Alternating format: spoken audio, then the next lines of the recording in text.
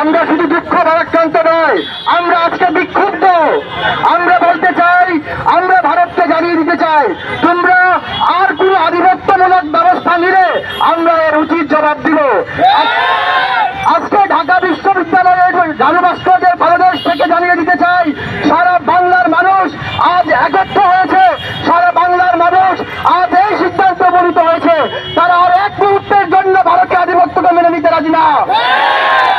আজকে শুধু ছাত্র জনতার মাঝে নয়, আমরা বলে দিতে চাই, আজকে যারা আমাদের ছাত্র আন্দোলনের সময় আমাদের রক্ষাকারী হিসেবে কাজ করেছে, আজকে বাংলাদেশের সেনাবাহিনীতেও চরম ভারত বিদ্বেষী মনোভাব লালন করছে তারা। তাই আমরা ভারতকে হুঁশিয়ারি দিতে চাই, আর এক মুহূর্ত যদি তোমরা আমাদের উপর আধিপত্যমূলক কোনো পদক্ষেপ নাও, বাংলাদেশের সেনাবাহিনী মার্চ করতে দিলে ভোট করবে না।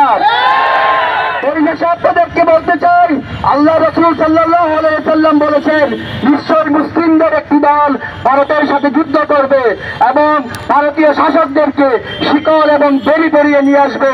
আল্লাহ সুবহানাহু ওয়া তাআলা তাদেরকে বিজয় দান করবেন ইনশাআল্লাহ। ভারতের কালো হাত, ভারতের কালো হাত। ধন্যবাদ সবাইকে।